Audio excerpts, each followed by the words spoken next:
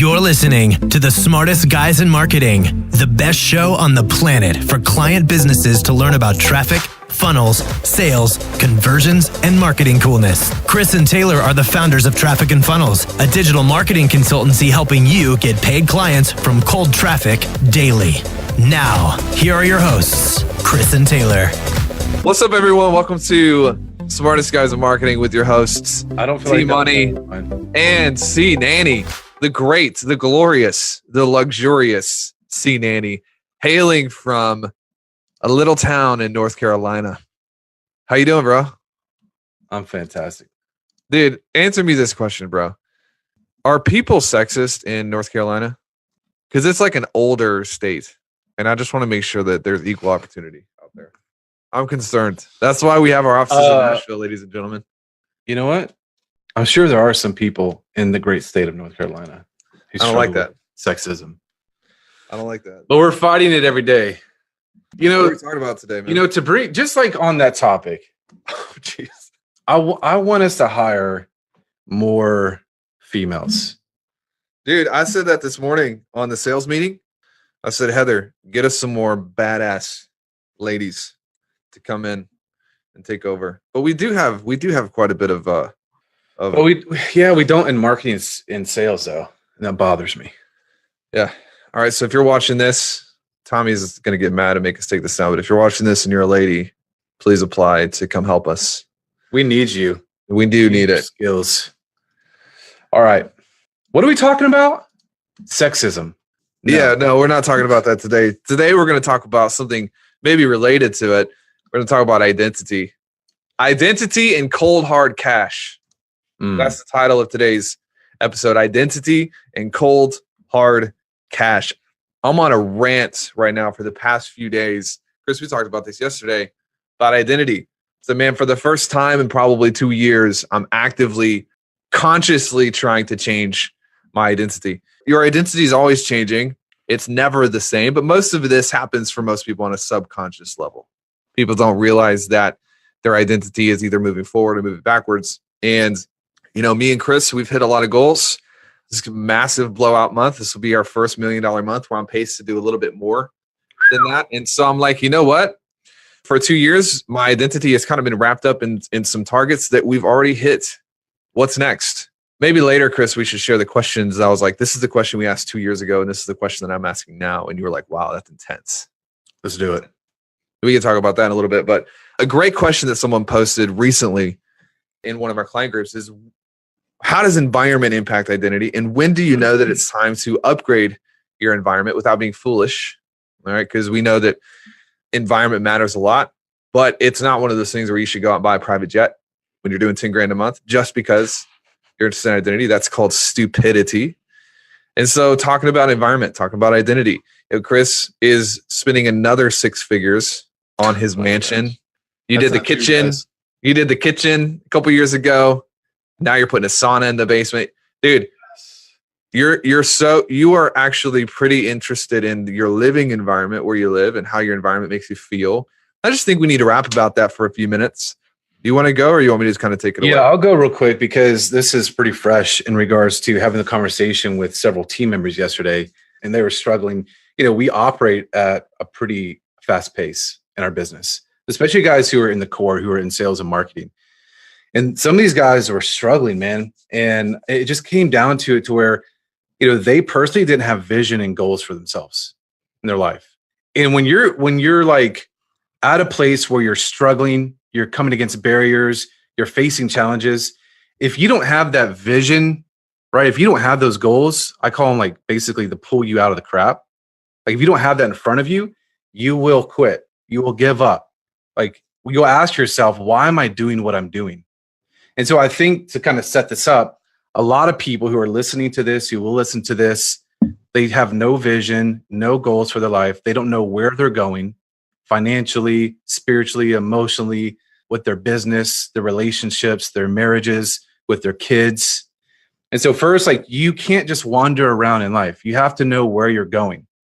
Yeah. And then you can start working backwards, say, okay, this is why I'm doing what I'm doing. Because we had the conversation. I had the conversation with one of our guys about environment, the people that he was connected with, who he's hanging out with. So let's set that first as like the foundation. If you don't have that, you got to know where you're going, right? Because you will have challenges when you get to a place where your friends are like, oh, let's go hang out. And you say no, right? It's got to be attached to who you want to be and where you're going in your life and your business. Yeah, your identity impacts a lot more than you think. The car you drive, the house you live in, the friends you tolerate, the friends you don't tolerate, the junk you let into your life, what time you wake up, what time you go to bed. Most of this happens underneath your conscious level, but it sets the lid on your bank balances. It sets the lid on how rich your friendships are. And so when is it time to change your environment? You remember when I got to Tesla the first time and I was terrified. In fact, me and Chris talked about it before I put down the deposit. It was a $2,500 deposit. We're clearing $150K a month in revenue. I am freaking out over this. You remember that?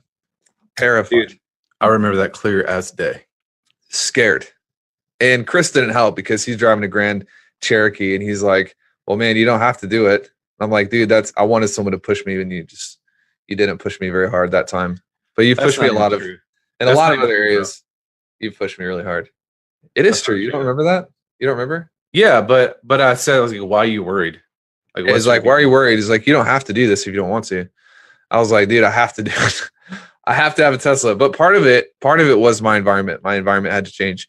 Number one, when your environment conflicts with the identity that you're trying to cultivate, you need to change your environment. You said that too about my office. Like my office was like, there was like stray cats outside and the only thing I saw was a dumpster out of my window. It's disgusting. There was like a yellow Ethernet cable hanging through the roof that I'm pretty sure people have like hung themselves from in the past. Oh my gosh, no, that's not true. It was bad. And so in different areas, me and Chris have pushed each other in different ways to upgrade kind of where we operate. And I think that there's a problem with entrepreneurs today in that they're like, they want to be the guys in their head.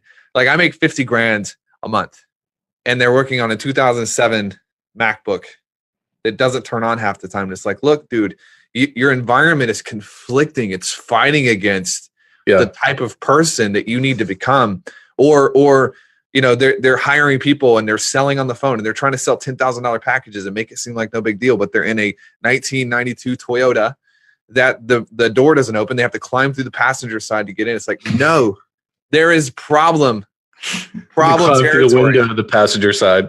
You know what I mean? Yeah, dude. Case in point, Cole, I literally, if you come sell for us, you're going to come in. We're going to help you get to some money, right? You're going to make some money. I will force you systematically to begin upgrading every area of your life. Cole just got a new car. Peyton got a new car a couple months ago. Not because it's like, oh, go spend your way out of a rut. That's silly. But at a certain point, when you send us a goal and you're like, I want to do $400,000 a month. And I'm like, okay, cool. And you drive a beater and you wear a tank top to work. Not happening. Just my two thoughts there. Well, I think like part of it too is there's something that's very, very important about your belief system, right? And if you are still operating based on old beliefs, it's going to be hard for you to ask someone, a client, to give you $10,000. Right. It's going to be hard for you to pitch someone on how they can generate 50 grand a month in their business or how they can accomplish X, Y, Z in their life or business. So if you aren't living that, what you're pitching to them, what you're portraying to them, like internally, you're going to you are going to project those negative things onto the people that you're talking to in your business. Yeah. So it comes down to like living what you think you want to be, like who you want to be, and not just like some, you know, made up imaginary thing. And you have to convince yourself day in and day out that, you know, money is abundant and opportunity is abundant. What would you say if someone was listening to this and they were like, well, Taylor and Chris, it's not all about things and it seems really shallow that you require things to have the right identity? I'd say that's typically the first thing I hear someone with a lot of ego say. There's a whole like rabbit trail to go down, but typically those people have no money and those people are not coachable. But the people who have a lot, in my experience, they understand that as like the foundation. Of course, But it's just a byproduct of the service that they're giving to other people, how they're helping other people, the results that they're bringing to the world, and the impact that they're making. Yeah. My thinking on this is like it's like supplements. Do you take any supplements right now? Yes. What does that mean? That your body there's something wrong with your body and you're clearly not mature enough? Yeah. Obviously it's a little bit of a different thing, but I think like even the healthiest people tend to supplement in different areas, because it doesn't matter whether someone is like, well, I don't think that this is the way that it should be or not. It's what is real and what can help accelerate you to the outcome that you want. And what we've found is that a lot of times you can use your environment to supplement and support the type of identity you want to have to get what you want in terms of outcomes. Simple as that. Agree? Yeah. Yeah. And I do also think that different personalities are affected differently by this as well. Yeah. Like for me, environment, that's really important for me is experiences. This is what I'm don't have dollars sitting on my desk like you do. You know what my personality likes is cold, hard cash and money. If everybody could just have that. Dude, give me the Ray-Bans and the cash, a little rolly. This is my personality. It's not my personality. I'm just being stupid. But yeah, you're totally right. People are motivated by different things, right? Number 2, people are like, well, how do I know? This is a question that Brian, one of our clients, asked yesterday. How do you know like what's too far? Like, am I being foolish? Here's what I think.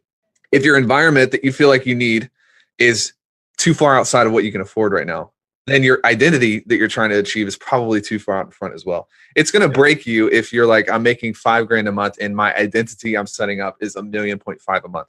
It's a recipe for you burning yourself out in like a week. Yeah. Too much pressure. You're going to feel guilty. You're going to feel negative pressure. It's not healthy. You don't want to go from $5,000 to $1.5 million. You want to go from 5 to 15 and 15 to 45 and 45 to 160. You notice that these are jumping in increments of about 3 each time. Yeah. When you hit 3, everything changes. And so typically when people are like, man, I just need to go out and I need to do something that is going to rack up my credit and I'm not going to be able to afford it because that's what my identity needs. It's like, no. Your identity is probably a little too far out. You need to stay in sequence. Optimize. I said this to clients yesterday, and this is really good. If you're driving, you need to pull over and write this down. Optimize the little things first. The wrong thing would be, I'm going to optimize the big things. I'm going to go out and I'm going to upgrade, my home to a mansion, and I'm going to do all. No. Optimize the little things first. Maybe get in a good gym, one that doesn't make you feel like, you're going to get rabies if you leave your shoes in the closet, right? Maybe go to drive a little extra to go to a nice restaurant every now and again. These are little things that aren't going to break you in half. Optimize the little things. It's going to start getting you familiar with the type of person that is comfortable with wealth. Yeah, dude. For me, it was even upgrading to my Grand Cherokee, leather interior. Bro, that was my first brand new car. Oh, man. I'm like, Chris, what is your lifelong goal? And he's like, dude, I just want a Grand Cherokee. I want to take my wife to Applebee's anytime I want. Applebee's they're a giant that has fallen. Their Fiesta Line chicken was. Dude, but you know what? I was cleaning over videos from, we can talk about the Apple mess yesterday. Worst company of all time right now. But I was cleaning over videos, and there's like 12 videos that we recorded in your Grand Cherokee. And one of them was that original looking at mansions, pretending that it was ours. And dude, you loved that thing. That was like your favorite car. You would get it detailed. You took care of it. I did. I did. Yeah. I still think they're great cars, bro. They're all right, man. They're not bad. What was your point on that? But just how it wasn't a Tesla. It wasn't a Rolls Royce. The payment was $379. But the feeling that I got from having that Cherokee was amazing. Like the upgrade, just the lift that I got was awesome. Yep. So it doesn't have to be something crazy. Like first and foremost, there should be, you should have, just don't make stupid decisions, please. What's a stupid decision? What would you define that as? Well, I think if you're doing $10,000 a month and you go out and get a Tesla, that's stupid. And you have no money in the bank. It's not that stupid, but if it was a different car, it would be stupid, but a Porsche. I feel you, man. Yeah, don't do that. Number 3, make sure that you're making decisions out of a place of vision. Who's your daddy? Why are you looking at me like that? Did you watch that video I did? No. You didn't send it to me. Did you ask me to watch it? It was in Smartest Guys group. The vision was titled, Who's Your Daddy? And it was talking about fear versus vision. Well, it sounds like a good little piece of Taylor Welch regurgitated through Chris Evans. No, I invented that. All right, well, talk to us about it. Fear versus vision. What's the difference? No, I think you're either serving fear or you're serving vision. The majority of people serve fear. They make decisions based out of fear. And whenever you make a decision based out of fear, it's typically going to be a bad decision. Right? Whenever we've made decisions in our business based off fear, it typically leads us down the wrong road. Versus vision, that pull thing that I was talking about earlier. Like, you might make a decision that's uncomfortable, but if it serves a greater vision, then you're going to press through the pressure and the issues and the barriers and the challenges that you have. Sounds real good, man. That sounds real good. But how many people, I mean, me included, for the longest time, everything that I did was out of fear. And I can hear people listening to this being like, well, that's not me. I don't make decisions out of fear. But let me tell you this, if you're growing your business because you don't want to be poor anymore, that's called fear. That's called fear. The energy you're going to get from that is tainted with fear. If the reason that you want cash on hand and you want to, there's a difference between producing security and running to safety from a fear standpoint. Mm-hmm. And I think we are at the place now where it's like, man, I'm all about security. I want to get long-term. I'm generational, dude. I'm about to have a baby. Let's go, dude. Like, I'm not going to put her in a position that's unsafe. But what wakes me up in the morning is no longer safety, right? You're reading comments. You're not listening to me right now. It's like, sorry, I was reading Lexi's comment. I'm getting vulnerable and deep right now, and you're laughing at comments. Hey, can you give us some description on environment? Like, just give us some examples, a few different layers, if you don't mind. Yeah, like the desk you have in your office. It's like low-key environment. You see they got like a lamp over there. It's a nice lamp. You remember my first office? It had like a pole with the light bulb on the top of it that was like leaning against the wall. For real. You remember that? And it was like a room that you'd kill people in. Dude, it was like I had an old couch that was given to us, and my dog would always sleep on it in the background. You can see it in old videos of us. So, like, man, when we got to Nashville, one of the things that I did is I invested a couple $100s into making my office nice. It's simple, but it made a big difference because every time you go into, you can be waking up and if you're like me, my life is pretty volatile. I'm not consistent like Chris is. My mood is not consistent like Chris's is. Dude, I am up and down and up and down, sometimes 10 times a day. So my environment, I really lean on it because when I get into this office, it locks me in and reminds me that, what do I value? What are the things that I value? Information, studying great people. I've got that here. I got a plant right here. I value nice things. I invested into a nice watch because every time I see it, I'm reminded that we're not just playing games. We're actually building long-term wealth. It may sound simple, but it's a really big deal to me. And I think your environment is a little bit different. You want to take your family on the nice vacations. And that's your experiences. And this may change when we have kids. I may be way more about that. But right now I'm like, whatever. I want my day-to-day to be optimized. Yeah. Does that make sense? Yeah. I think it is based on your personality, but it is your surroundings. It's your inputs. Like, dude, I used to watch the news every single night. I read every news website every day. That's a bad environment. It's all terrible. It's negative. So I shut that stuff off. Like, it's a small thing that people can do to enhance the quality of their life and their business. Or it might be the people that you're hanging around. Mm-hmm. People who are negative, people who have no goal, they have no vision. They're not going anywhere in their life. Yep. They have no ambition. Yeah, people when you tell them, here's what I'm dreaming of doing, they're like, why? Poison, man. Because then it'll start causing you to second guess. Well, what you want, is it actually too big for you? Do you actually deserve that? Yeah. People's a big one we didn't talk about. Another environment is like just having cash in the bank, dude. Mm-hmm. You're the king of cash in the bank, dude. I don't know as much about it as you do because Chris doesn't spend anything. What are your bills per month? Like $4,000 a month? No, they're more than that. He's got a little like a hole that he dug in his backyard to put all his cash deposits in. My gold bars. Yeah, man, it helps you be able to make decisions from a place of vision, not out of a place of fear. Because if you're making decisions because you have to make money right now, the chances of that decision being healthy, slim. Yeah. Right. Yeah. So what would you say would be the next step for people to actually implement this? Yeah. One, optimize the information that you're bringing in. Get that locked in. People complain about their environment, and then every single night of the week, they're watching Suits on Netflix. Right, well, I don't know if you can go that real. You're not eating good food. Like, you're not eating good food. So environment's important, but the first thing you got to start with is like, are you eating Cheetos, or are you actually getting the proper nutrients?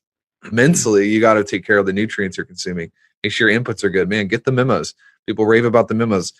Buy books from people who have what you want to have and read their stories. It's going to help you.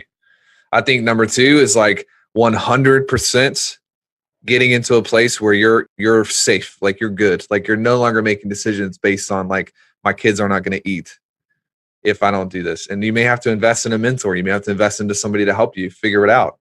Right. And from there, man, you can do so much. Then you can really get into the goodies. Like, man, I'm going to optimize the car that I drive because it makes me think like a different person. But you can't do that if you're stuck at an economic level way underneath survival. You know, you got to fix that first. That's what I would say. Would you agree with that? Yes. And I'd add one thing is just first to audit. Yeah. Like audit everything that's going on in your life, the people that you're hanging around. Like if you're not consistently around people who are way better than you in every area of your life, you're probably doing it wrong. Yeah. You know, the old saying, like you are going to become like the 5 people you hang around most. So online or in person. Yes. Especially it's more important today because that's where a lot of our connection is online. Then just know what you want, like figure out what you want out of life, not what you don't want. I knew it. I knew that was coming. Seth says, carry around $100 bill in your wallet always, never spend it. Love every time you open the wallet and the money's in there, the little things. I carry around a $10,000 bill in my wallet, Seth. How about that? I carry on a $100,000 bill in my wallet. No, not really. But yeah, that's good too. Stay woke, Seth. Stay woke. Stay woke. Get the memos. Oh, hold on. If you haven't gotten this, wealthsecretsbook.com. Check it out. wealthsecretsbook.com. Dude, we sold out of all the copies. We're ordering more. So we'll have more by the time you get there. But yeah, it was awesome. Cool. All right. See you guys. Peace.